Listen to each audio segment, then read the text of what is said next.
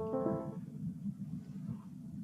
right, everybody. Good afternoon. It is 1 o'clock on a Thursday, and welcome.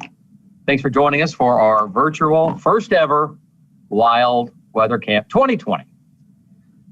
How about that? So here's what we're going to do. The setup is we're going to kind of just do a recap of the ice storm that we had in October, the unprecedented ice storm that we had, just a little bit of information about that, and kind of a recap and kind of an updated look at my winter weather forecast that we did a couple of weeks ago, just to kind of go through that. Then also, anytime you have any questions on any of the platforms that you're on, feel free to ask a question, ask questions, whatever you want to do, however many, and those will be relayed to me, and then I will certainly try to answer as many as we can. So anyway, it's going to be fun. We'll be on here for a while, so hang out with us and fire away. Let's get into it here. And something we started a couple of weeks ago, and then kind of in a test phase, and then we did this earlier this week. And let me show you what that is. This is something we started, and basically it's a way for you and I to text back and forth. And you can see it there on your screen. And all you do is you text my name, David, to 405-358-4288. Just text David to that number, 405-358-4288. And that puts you in my community. And I will text you, and we can text back and forth. I will text you any vital information, weather information, road closings. You can do the same with me. Hey, I see this, I don't see this, or and it's just me randomly, honestly, sometimes throughout the day, just throwing stuff out. Hey, here's what I'm saying for, Sunday, and I'll shoot you a text. Hey, this is Payne. Here's what I think is going to happen. Just give you an update and, take care, whatever. But it'll be really useful coming up during inclement weather, severe weather, winter weather. Obviously, when it's Katie bar the door times, when I'm thinking, hey, I'm really watching this storm down in Caddo County. It potentially might produce a tornado. Trackers are there, and you're not able to get on a Facebook or you're wherever you are, but you can get a text. Well, you'll get a text from me, and we'll send you a picture or whatever. So anyway, it's just a really cool, more personal interaction between me and you. Text David to 405-358-4288. All right, so let's talk about the ice storm.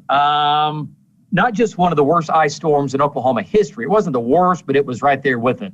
But as far as October goes, it was definitely one of the worst ice storms we've had.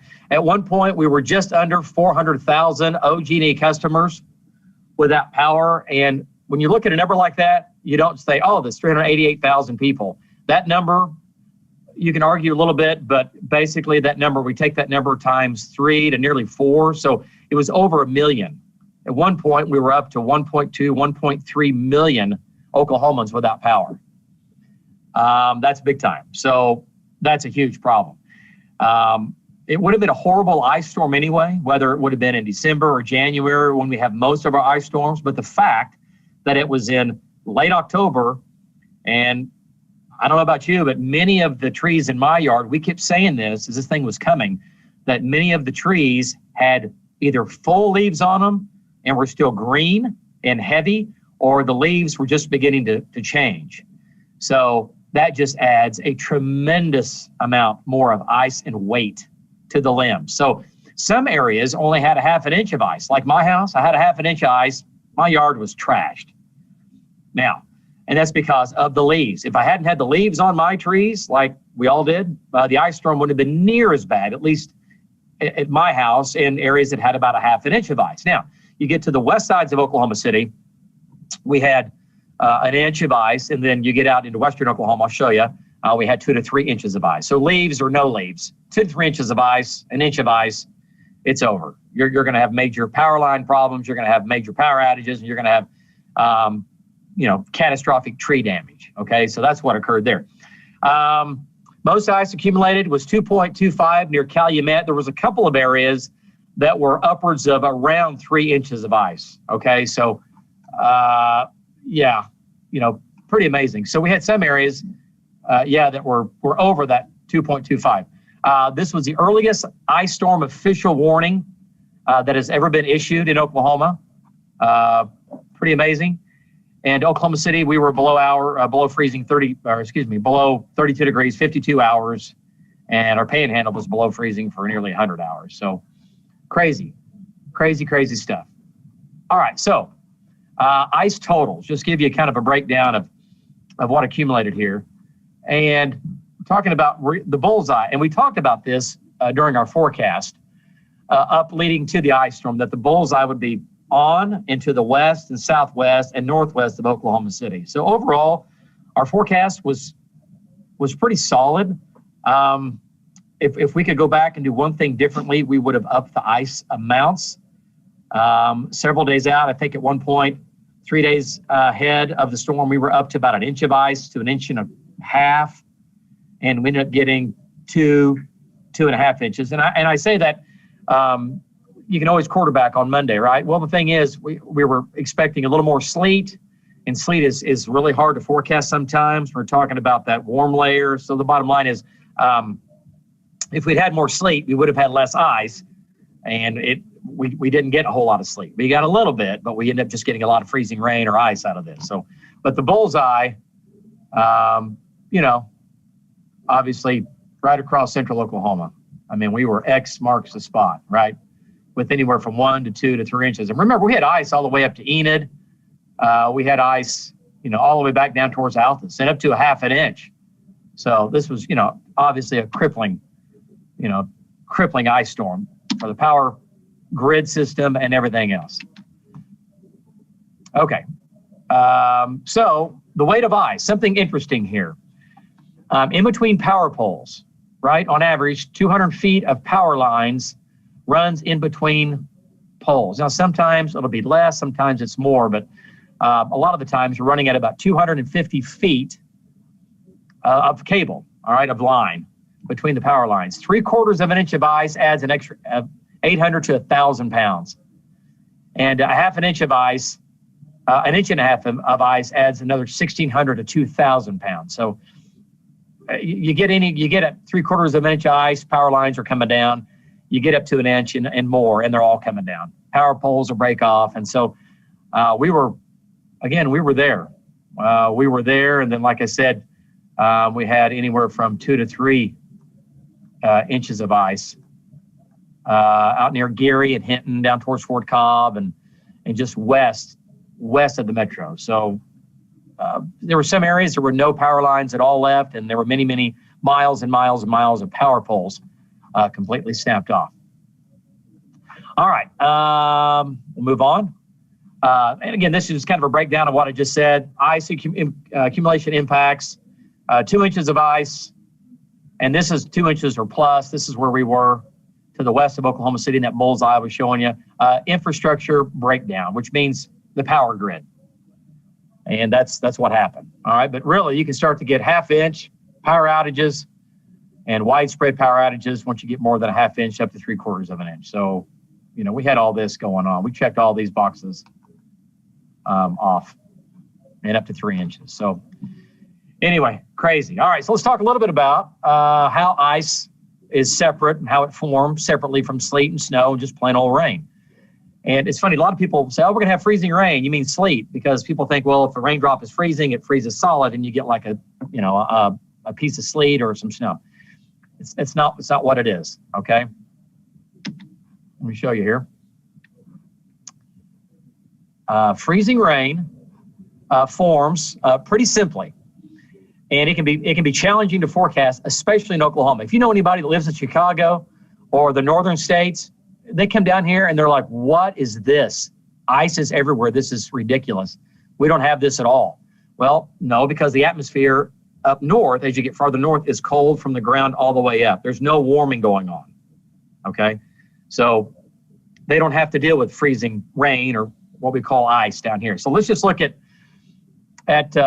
freezing rain, okay? And let me get rid of the checks here. Okay, so what we have is when you have freezing rain, you'll have below about 3,000 feet 3,000 feet above our heads, temperatures down here are going to be below 32 degrees, like what we had during the ice storm. We actually had temperatures down into the mid-20s. Okay? This is what we were running during the ice storm, 25 to about 31, 32 degrees. Above our heads during the ice storm, this in here, this is all very, very warm. And no kidding, it can be up to 50 degrees. All right? It's above freezing. So once you get above this area, it is freezing up here. And you're going to have a little bit of snow up here. You'll have some snow. And you might even have a little sleet mixed in way above us, way above our head. So what happens is the snow and sleet that's up in here, right? It's up in here where I'm exiting it out, falls, and then it hits this big warm layer of air that's above freezing. This is all warm. This is balmy warm in here. And so our sleet and our snow then melts back to just rain. This is all big area of rain. All right, so now we're fine. But the problem is, remember down here where you and I live and the trees and everything else is hanging out, partying, we're below 32 degrees. So this liquid falls, gets back down to about 3,000 feet, and guess what? It's below freezing. So it lands on everything as a liquid, and then it freezes as ice. It changes to ice from one state to the other. That's what freezing rain is, or ice. All right, that's how we do it. And sometimes you might get a warm layer that comes in above this, and you might get some sleet mixed in. That'll kind of muddy things up. But overall, it's pretty simple. Warm above, cold below, rain falls, and then it falls into a freezing atmosphere where you and I are hanging out, and we get ice. Okay? So, and ice storms are horrible. Snow and sleet, you know, they're bad. We can get around, but, you know, unless it's a real heavy snow, the worst thing we can get for the power grid and the power lines and all that is simply ice, hands down, or a tornado or a windstorm, obviously. Okay. All right. So we'll get rid of that. Let's go to the next one. Just talking about rain. Pretty simple, right? The warm layer is all the way from the ground up.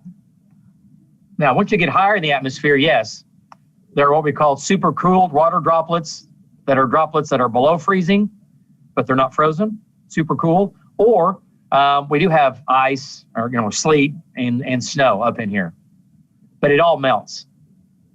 This area in here is basically above freezing, you know, 80 degrees to 40 degrees, whatever it is, 35 degrees. But it's a big, big, deep layer. Big, deep layer in here.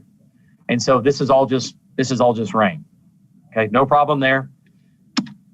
That's all good. We like rain. All right. And sleet. Now, a lot of people, you know, think, oh, well, sleet's the same as snow, and sleet's the one that you hear on the patio window or whatever. You hear it hitting the window, or when you walk outside, you see it bouncing. And that forms a little differently.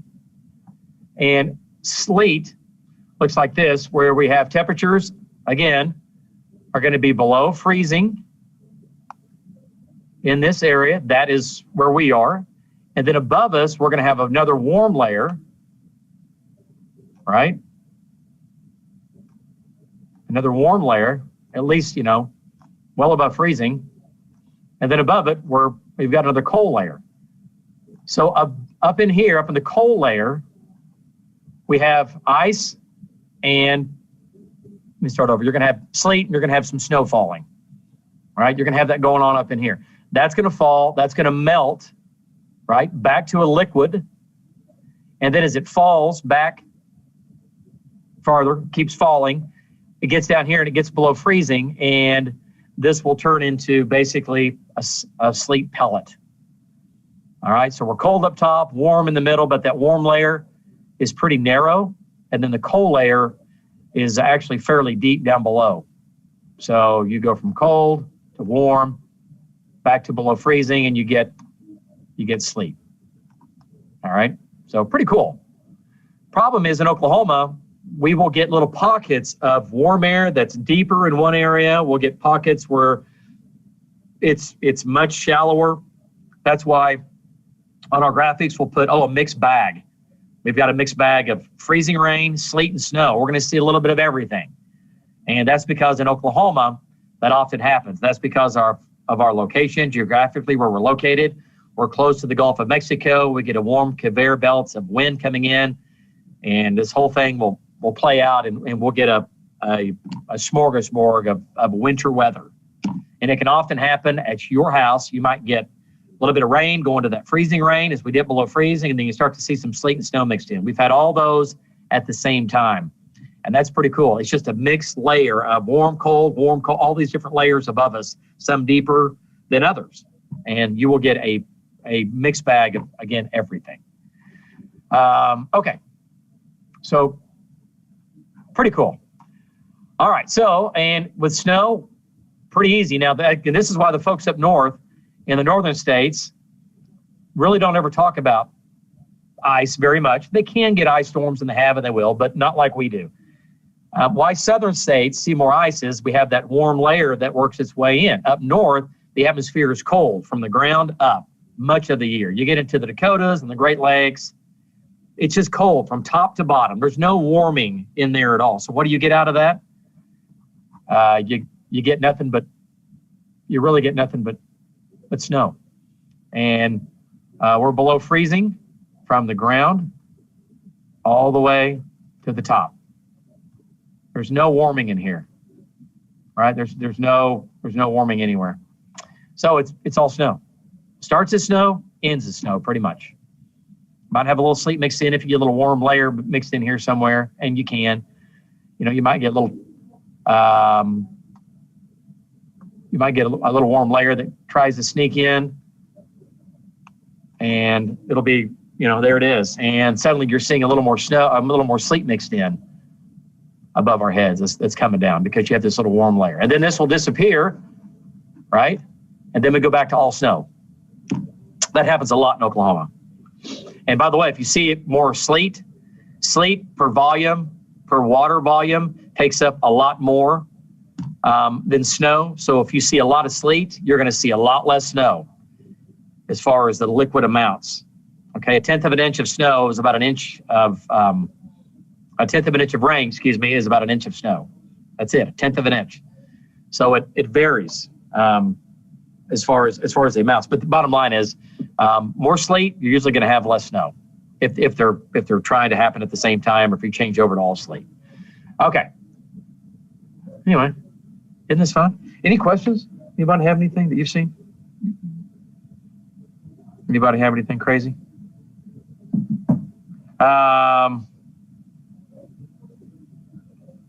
Okay, someone asked about winter forecast. I'll get to that. If we'll see snow on Christmas, I'll get to that. And Houston, Hunt wants to know, how often do we get an ice storm like this in Oklahoma? We will get a little bit of ice every year, whether it's in the form of freezing drizzle, which forms the same way as freezing rain. Every year, we always have a little bit of ice. But on average, in Oklahoma, to get an ice storm like that, it's about to get a bad ice storm, let's say of a half an inch or more, it's about every 5 years. It's about every 5 years on average. Doesn't mean that's an average. Doesn't mean you're not going to have that back-to-back, right? 2 years in a row, because we've done that before. But our last ice storm was honestly, the last one that was pretty significant was back in 2014.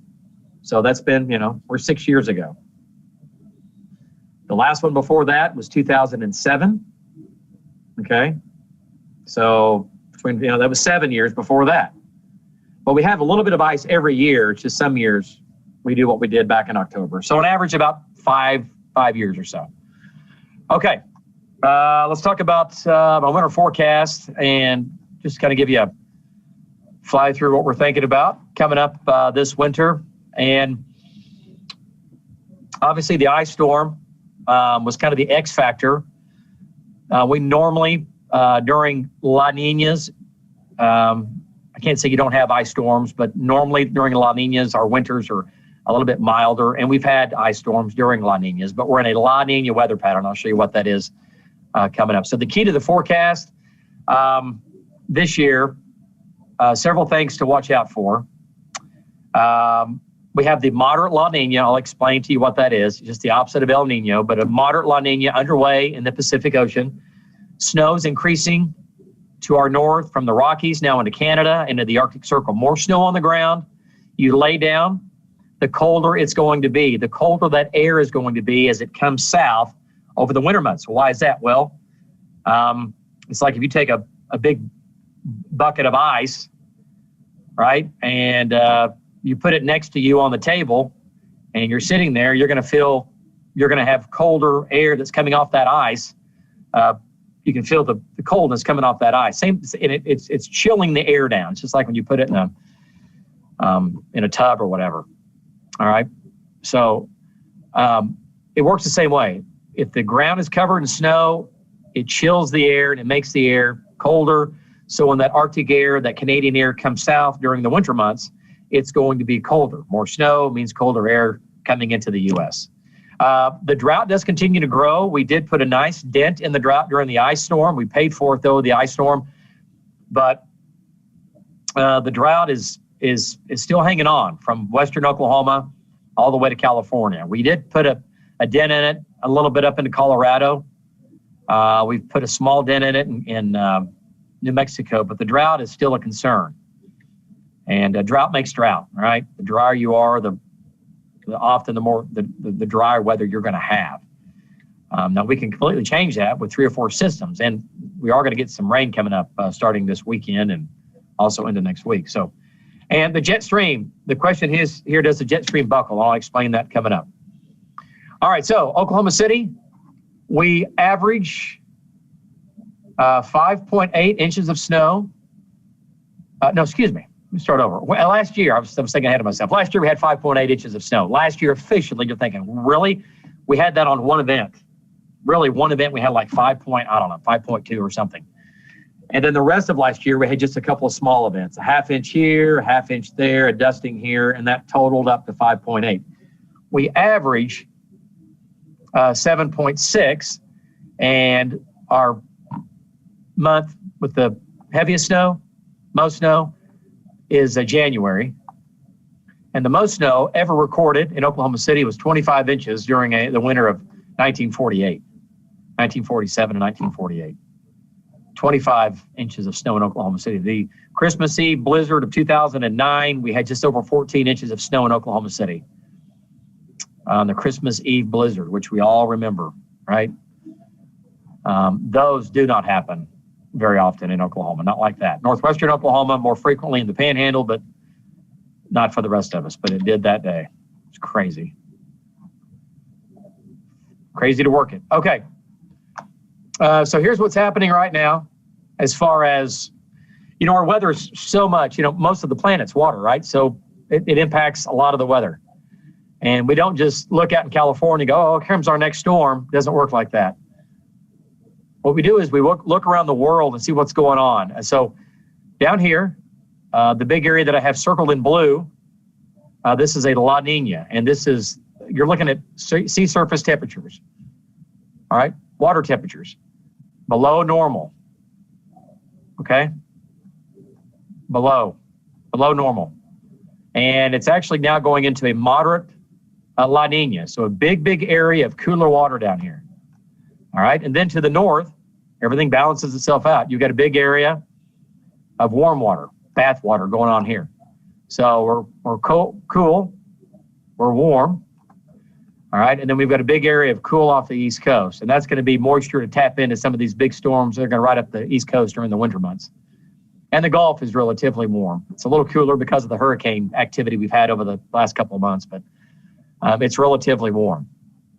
So these are kind of some of the drivers that impact our weather that we're going to be looking at. Okay, so this winter's really the pattern looks like this. We talked about the polar vortex. It was kind of a big media thing that came out several years ago, but in our world, it's been around forever. It's just a big area of low pressure that rotates around the Arctic Circle, and it will dip south. It's just a big area of low pressure. And when this thing starts to move south, look out. And when it comes out of Hudson Bay, which is up in here, and starts to move south into the Great Lakes, or at least close, this will open the door to bring in cold Arctic air. All right, remember, this time of year, Arctic air is cold enough. If this is all covered in snow, right, that is going to play a huge role, and it is. So I'll show you that here coming up. Okay, so during a La Nina and during this La Nina weather pattern, we're going to have the polar jet coming out of the Arctic Circle, coming out of Russia, coming out of Western Canada. This will happen from time to time, bringing in polar, Arctic air, both. And then the subtropical jet will be riding out of the southwest. Well, along and north of this polar jet is where the coldest air is going to be. But remember, if there's a lot of snow on the ground up in here, if we can get these snowstorms to really start to ramp up, the atmosphere will be colder and this air will have a tendency to push farther south, down into Oklahoma. Okay, so, and I think that will happen some. I think we will get polar Arctic air, at least off and on. Okay, so this is kind of the setup. I skipped through a graphic I want to back up to here. This is current snowfall. And you can see right now that much of Canada is completely now covered in snow, and then it kind of dips down into the Rockies, the northern states. So we're actually now we're back up to about average to where we should be for this time of year. We're kind of in that average mode. All right, so we have a lot of snow on the ground, and that's going to again help refrigerate that cold air when it's coming south. It's going to keep it cold, and it's going to enable it to stay chilly and come south during the winter months. But a lot of it's tied to snow on the ground. The more, I say it again, the more snow on the ground you have to the north of you, the colder it's going to be. And that's something that we just have to watch. And if we just keep this blanket of snow going, we're going to have we're definitely going to have more cold air to deal with this winter. Okay, so after looking at La Nina, after looking at, there's some things called the AO, the NAO, the NPO. There's all these different parameters that we look at around the world. Basically, it's where the water is warm, where the water is cold around the globe. And when you put all that together, tied with La Nina, here's where we end up for our winter forecast. And this is what we're thinking. I'll clear some of this off. But we think overall, near average temperatures for Oklahoma. We think the real cold stuff is going to be to our north. This is where most of the cold air, the coldest of the winter, will be to our north, and we think the deep south will be pretty warm. We're kind of in that battle zone in here. We're kind of in the battle zone, right? Off and on. I think they're cold much of the winter, lots of lake effect snows, and I think we're off and on here. We're cold, we warm back up, we'll have beautiful weather, we'll have cold snaps. But when you average out, talking about from November, look at November so far. We've been above average. When you average out from November through, let's say, the 1st of March, we think we end up pretty close to those average temperatures. But again, cold snaps off and on. All right, cold snaps off and on. All right, let's get back to it here. And precipitation. Obviously, we think the real wet weather, above average precip, will be to our north. Now, this is where the drought ongoing plays a little bit of the role, and the La Nina plays a little bit of the role with this. We think it's going to be well below average on precip down across Texas. And here's what we're thinking for Oklahoma. We still think we're going to be below average. I don't think it's going to be a lot below average. But remember, December, January, February are some of the driest months of the year in Oklahoma. Our months, they're not wet. And, it takes a little bit of precip to get a lot of snow. So it has nothing to do with snow amounts. It does, but it doesn't. But my point is that these are, on average, they're our driest months. 3 or 4 years ago, we had an incredibly wet December, but it was all rain. We had all the flooding. So below average for precipitation overall. And average, we'll say average for northern Oklahoma. We'll say average for the north, but below average for the rest of us. I still think we're going to have rain. I still think we're going to have snow. But remember, the drought is still hanging back in here. And it's a pretty decent drought, even back into western Oklahoma. All right, so that's what I'm a little bit concerned about. And the fact that we're in a La Nina weather pattern. Okay?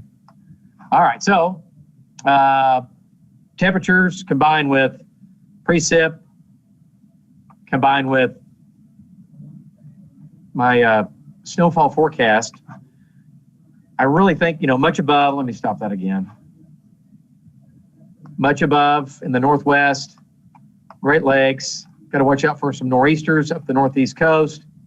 Might have a pretty big firing line of storms up in here. But I think the northern states, the Great Lakes, I think they're going to have a pretty good winter. I think Colorado's going to have a pretty good winter. So snow skiers, I think they're better. Pretty decent. Last year was out of control good, but this year's still going to be pretty good. But I think overall, here in Oklahoma, we're going to be below average on snowfall. So we average about 7.5 inches of snow in Oklahoma City.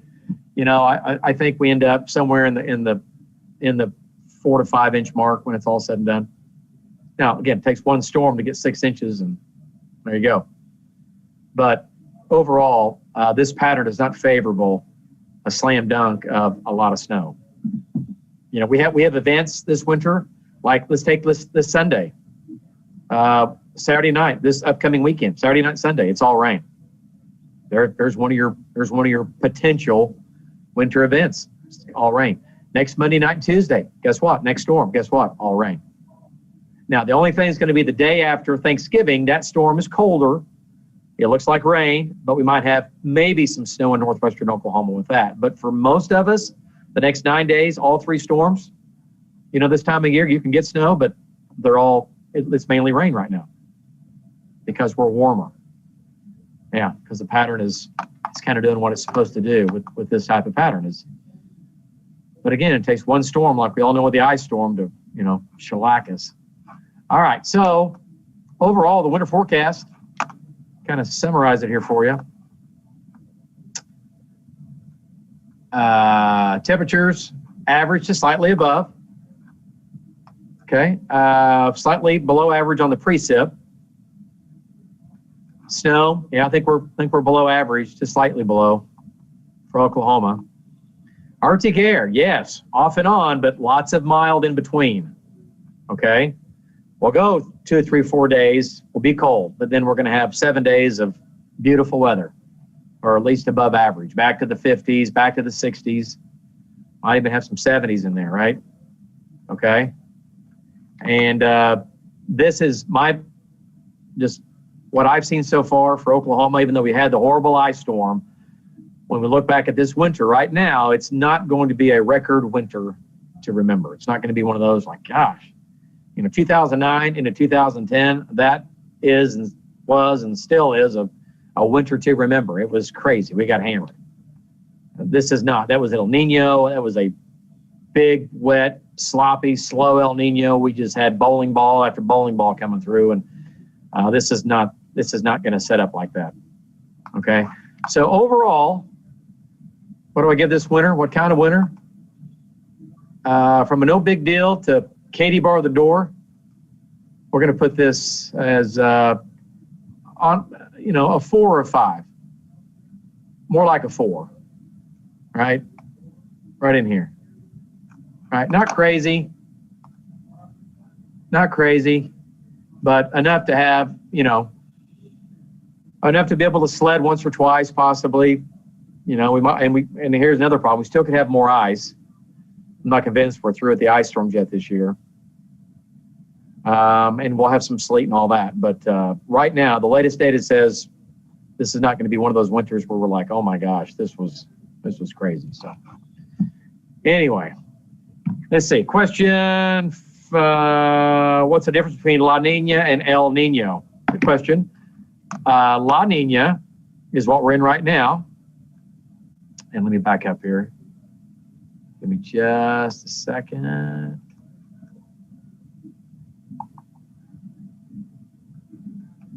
And La Nina is what we have right here, right now, right? El Nino is just the opposites. It's just the opposites. It's when all this water down here is very, very warm. Very warm water. It's just the opposite. And that water becomes warm like that and cold like that because of the winds, the trade winds of the atmosphere down here. The northeast trade winds blowing from the southeast and from the northeast.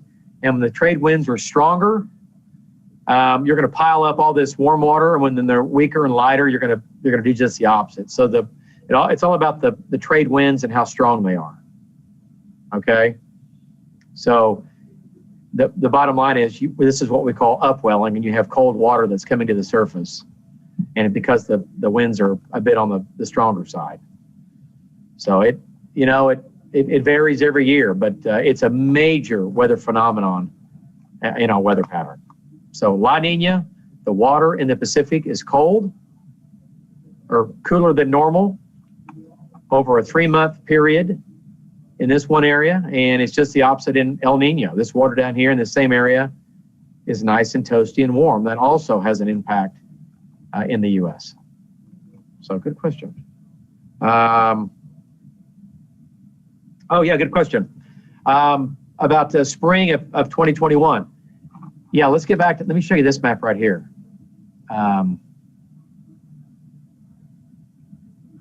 Let's go back to this real quick.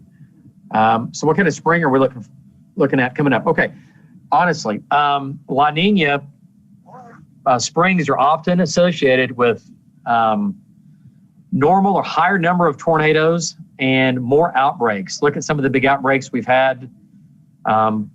Back in 2011, the big outbreak, that was in the southeast U.S. But La Ninas, on average, for the southern plains, especially for northern Texas, Oklahoma, Arkansas, Louisiana, parts of Missouri, eastern Kansas, La Ninas favor a higher tornado count and a higher number of days that we have outbreaks of tornadoes, which means instead of having one storm that produces a couple of tornadoes, we might have a swarm of storms, and several of those storms produce tornadoes. Some of the biggest outbreaks of tornadoes have occurred during La Nina springs. And some of the data says this La Nina goes on into spring, especially into March. It begins to weaken some as we get in April and May, but it is still ongoing. And that's a little bit on the concerning side because that jet stream is still south, but we're still warm, and the Gulf is still warm, and we get that warm air in here and the moisture, and we end up with possibly some high-end days, not just for the southern plains, but also for the deep south. So good question. Judith asked if Oklahoma is the most difficult U.S. state to forecast. It's definitely harder than some. I think the northern states can be a little bit easier as far as when it comes to winter precipitation. They mainly deal with a lot of snow versus what types of winter precipitation. Also, the farther east you get from the Rockies, let me just show you here. Here are the Rockies, right? As the storm comes out of the southwest, the Rockies will sometimes rob its moisture, even though it's a powerful storm, right? Even though it's a powerful low pressure moving in. Lots of times, because the moisture is coming in, the question that arises for us a lot is the moisture going to make it back to include all of Oklahoma with rain, or does the rain develop as it gets just to our east? To me, it's easier to forecast east of Oklahoma of the plains. I think because by the time it gets to our east, the moisture has already made it.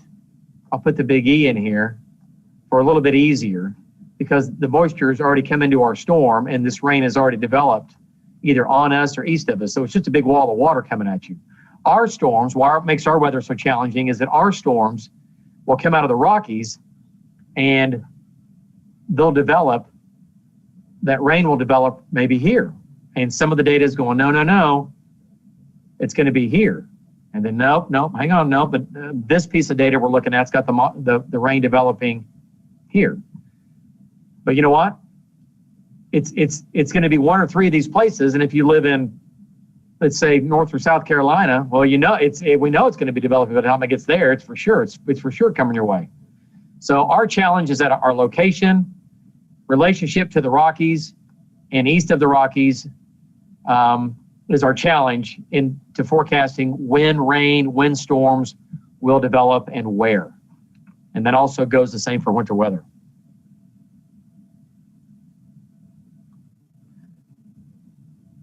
Pam asked if it's typically dry in winter. Yes, our driest months, December, January, February. Yeah, they are. Our wettest month of the year is June. People are like, what? We're dry. No. June, especially the first half of June. The first 2 weeks of June are two of our wettest. Two of the wettest months. Because why? Because the jet stream is pulling away from us. We still have instability, and our storms move slow. Our storms move slow in late May and June. You get heavier rain. So May and June are our two wettest months. September is one of our wettest months too. Right? You're changing from the summer months into the jet stream coming back. You're still warm. Warm air holds more moisture. You get more rain. You get more storms. So, good question.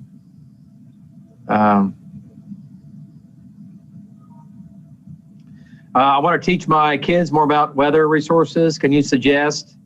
Yes, news9.com, Weather 101. We've put a bunch of class assignments on there, weather camps, virtual weather camps, where I explain on the green wall how tornadoes form, how lightning forms, all about flooding, and we've done a lot of that stuff. But once again, it is news9.com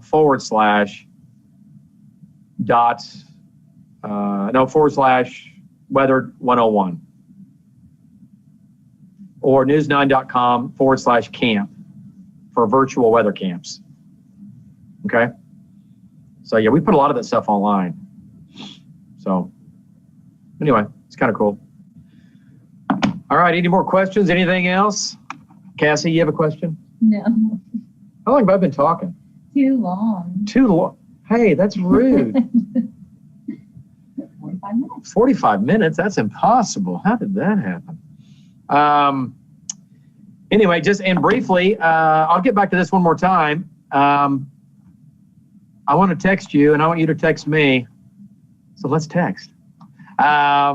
Text my name, I'm David, to 405-358-4288. And that's all you got to do. And then that puts you in my community, and then I can go in and directly text y'all, hey, here's what's coming up. Here's what I'm thinking about. It may be just a quick, hey, listen, tornado, you know, if you don't, a lot of people are working. You may not have time to be on Facebook or News9 app or news9.com or, I mean, there's so many ways you can watch us now.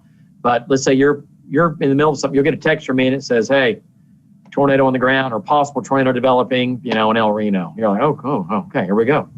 So, and then you can text up back, hey, Payne, here's a picture of the tornado or whatever. I mean, we can all text you pictures and graphics, and we'll do the same. It'll be just us back and forth. So anyway, my allergies are going crazy. When will levels even out? Have you checked the allergy count today? They've come down some because of the cold weather. They've come down a lot. Everything was ridiculously high all summer, all fall, until the ice storm.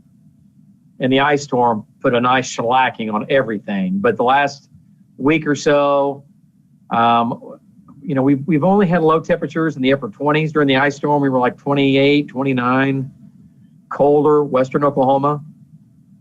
So is that what it is today? Yeah. The weeds and the molds today are moderate, which is not great, but it could be a lot worse. So the allergies are much, much better after the cold and after the ice storms. Ice storm, really, it did help us as far as that goes. But we get rid of a lot of the allergies. We don't completely get rid of them because we have red cedars and because we have a lot of wind. And the wind from yesterday and the wind today does not help. But the cold air really, really helps us out.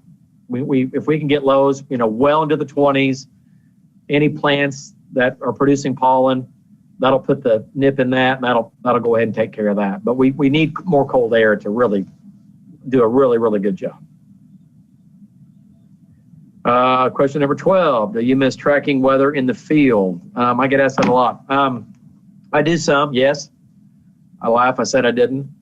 Yeah, every year we'll have storms, and I'm like, I wish that I were standing there looking at that thing again, because being in the field, there's nothing like it. It smells differently.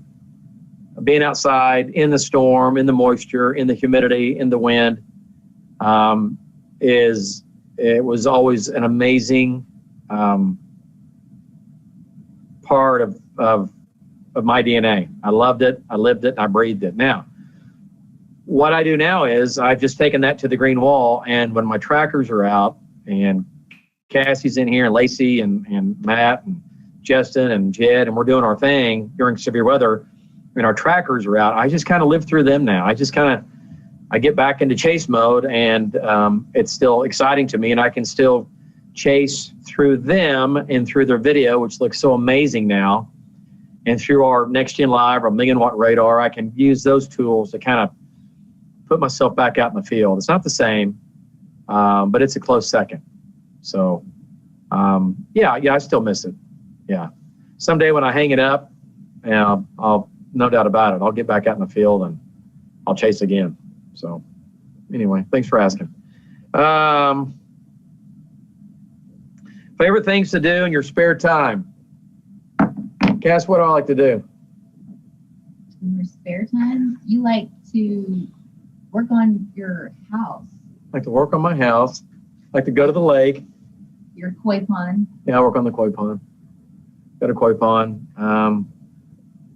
When my daughter was home, I spent a lot of time with her. Now she's in college, not so much, but Like to go to the lake. I like to go to the lake a lot. I like to go to Lowe's every day. Mm-hmm. Tractor Supply. I like to go to Tractor Supply. I really don't live a very exciting life. I do have a koi pond that I've shared on Facebook and stuff before that I really enjoy. I spend a lot of time outside. I don't sit very long. I'm not sitting very long anywhere, whatever I'm doing. I like to fish. I like to get outdoors. I love to garden a little bit, work in the flower beds and stuff like that. So nothing crazy. I like to watch a couple of shows. I like DIY. I like Maine Cabin Masters. It's a great show, Cassie. You should look into it. Okay. All right. Well, I think that's going to be about it, right? You have any questions for me? No. You don't have any, Cassie? Anything? No. Open mic night. No, don't ask that.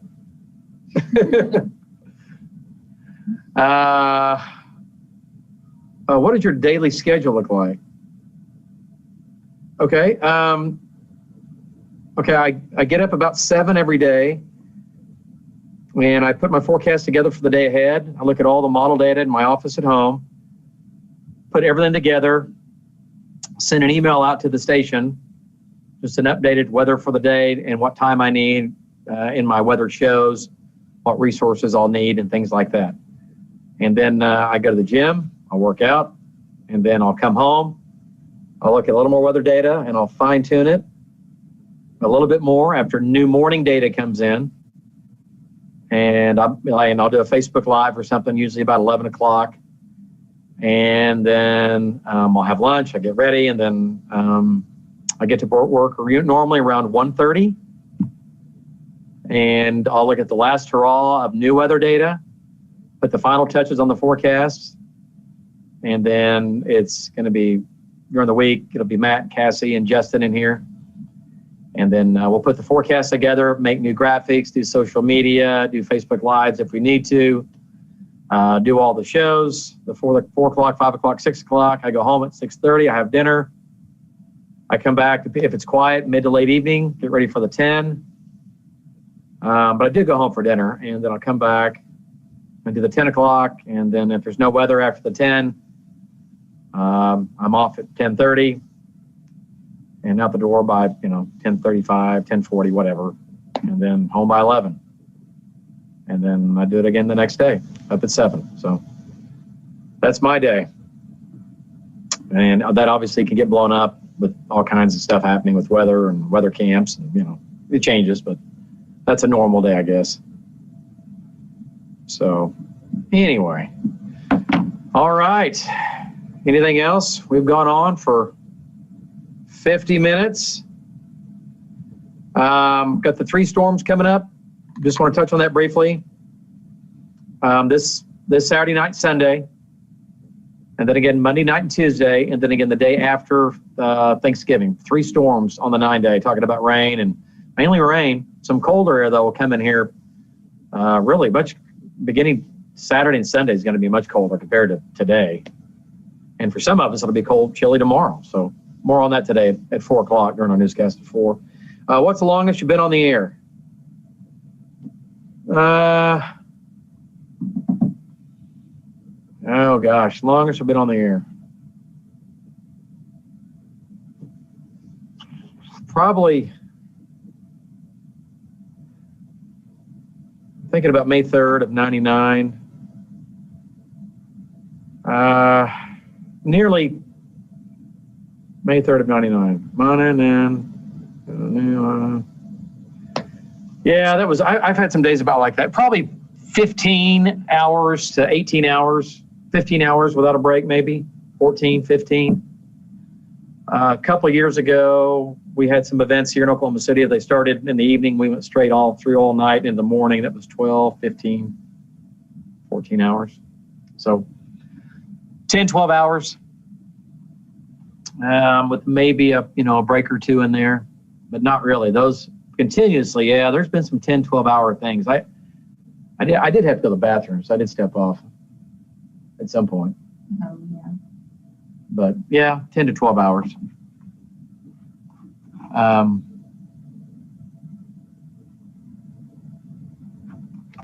Anyway, I was going to stop the share. Come back just to the pick. Okay. Did you ever sleep at the station? No, I've been here all night. We've gone all night covering severe weather, but I've never slept at the station. If I'm here, I'm working. I've never slept at the station. Have you ever slept at the station? Well, you're sleeping right now. Wake up, Cassie. Wake up. I've tried to go in that office over there and lay my head down in the dark. But I can't actually.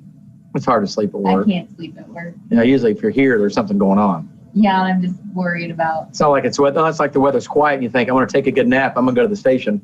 Well, if I'm filling in on the morning show or something, on the weekend and get my stuff done, I might just lay my head down back here for a little bit.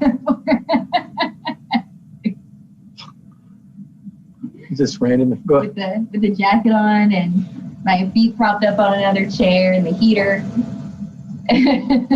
That's worthless. Anyway, so I've never slept here. It turns out Cassie, when the weather center is quiet, sleeps quite often. No. So, okay. There we go. No. I didn't know that. Now I know. We have cameras in here. I need to start checking them. Look, she's sleeping again. All right. Any other questions? Anything else? Anything else? About time to start putting the forecast together for today's shows. Everything begins at 4 o'clock. So be sure to join us at 4 today. We'll talk about the rain coming up and also about next week. And we're kind of on fire watch today. We have actually trackers out today just on fire watch in case fires break out. So far, we've done okay compared to yesterday. So that's a good thing. Anyway, all right. Well, hey, listen, it's been fun. Thanks for joining us today for our virtual wild weather camp. Appreciate it very much. And thanks for joining us. And we'll do this again whenever, but we'll crank out another one of these down the road as we get a little bit farther into winter and when things start to change and we start to get obviously we do Facebook Lives all the time and stream across everything when we have, crazy, something weird or nutty coming in. But we'll do these from time to time, and we'll give you advance like we did warning when we're going to do them, and you can check in and do all and join us and do all that and hang out. So Anyway, all right. Well, hey, you guys, it's been great. Thanks for all the questions. Thanks for all the great questions. And hope you enjoyed it. And we'll see you guys soon. We'll see you guys down the road. Peace out. You guys have a good Thursday.